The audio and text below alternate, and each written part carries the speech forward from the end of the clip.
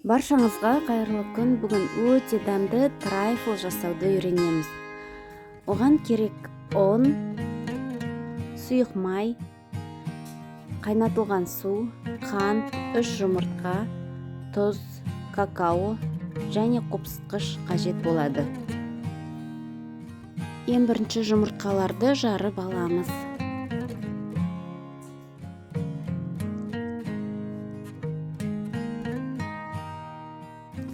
Үстінен кішкене тұз салып, жақсылап араластырамыз.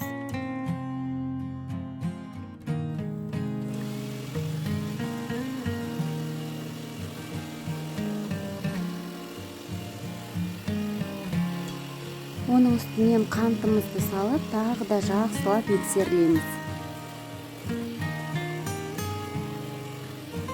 Жұмыртқамыз бен қантымыз осылай ағаруы керек. Енді бұның үстінен сұйық майымызды құямыз. Трайфл бұл өте дәмді десерт, немесе жидкий торт деп те атауға болады.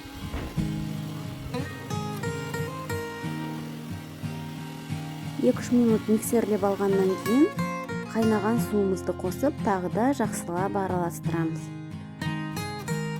Енді ұнымызды аз-аздан салып,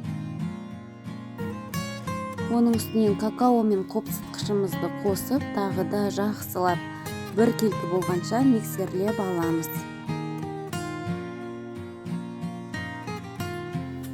Мінекей осындай шоколадный массамыз дайын болды.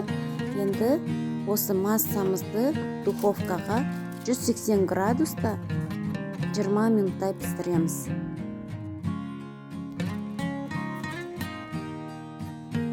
Осылай противенге құйғанда сұйық болуы керек.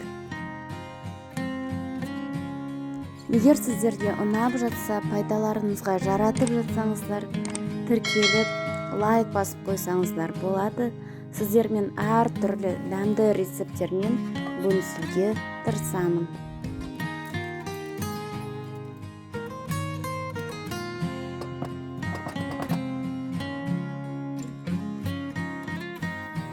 Міне трайфлымыздың коржы дайын болды. Осылай таяқшамызбен тексеруімізге болады. Енді кремін жасап аламыз. Ол үшін бізге сүт қажет, қант, жұмыртқаның сарысы, май, крахмал мен ұн, шоколад және ванилин қажет болады. Ең бірінші сүтімізге қант қосып, жылығанша жақсылап араластырамыз.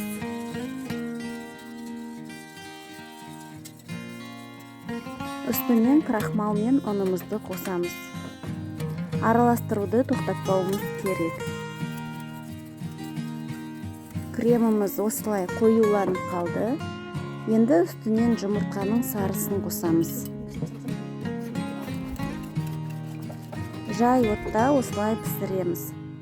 Енді оның үстінен майымызды қосамыз. Және де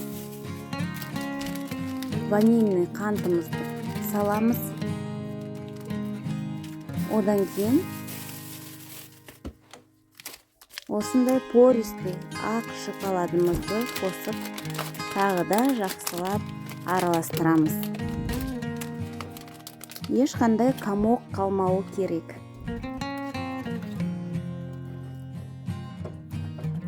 Бәрін жақсылап араластырамыз. Кремнің қоюлығы осындай болуы керек. Енді бетінен салафан жауып, 5-6 сағатқа қойып қоямыз. Мінекей біздің креміміз суыды. Енді осы кремнің үстінен сливки қосып, тағы да жақсылап миксерлеп аламыз. Сливкиіміз 33% болуы керек.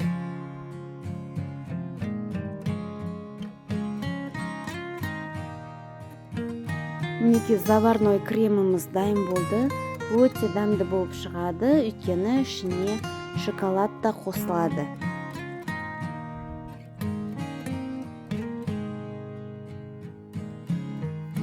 Енді міне корждарымызды алып, үгітіп аламыз. Оны қолымызбен де үгітуімізге болады, немесе блендермен тез үгітіп алуымызға болады. Мен блендерға үгітіп аламын. Мінекей менің үгітілген корждарым дайын болды. Енді трайфл жасау үшін менде осындай формочкалар бар. Әрқайсысына қолымызбен корждарымызды салып шығамыз.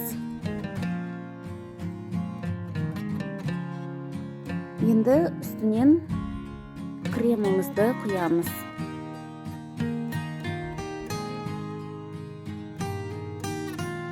Өздеріңізге ыңғайлы болу үшін осындай мешочектарға салуға болады. Енді сіздерде қандай жеміс-жидек бар, соны салуға болады. Менде бұл жерде банан. Бананды кесіп үстінен салып шықтым. Енді бұның үстінен тағы да үгітілген корждарымызды себеміз.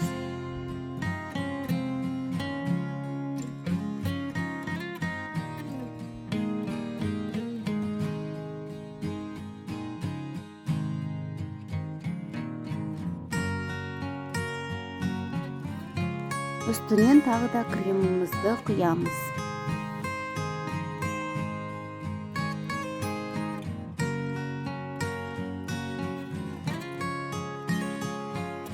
Енді үстінен шоколадымыз бен сливкиді араластырып, микроволновкада ерітіп, ганаш жасап аламыз. Кремнің үстінен осындай шоколадный ганашымызды қасығымызбен құйып шығамыз. Қалауларыңыз бойынша әдемілеуге болады. Менде бұл жерде жер жаңғағы қуырылған, және де орео печеньесі және клубника қосып әдеміледім. Сондай дәмді болып шығады, жасап көріңіздер. Холодильникте 3-4 сағат қойып қоямыз.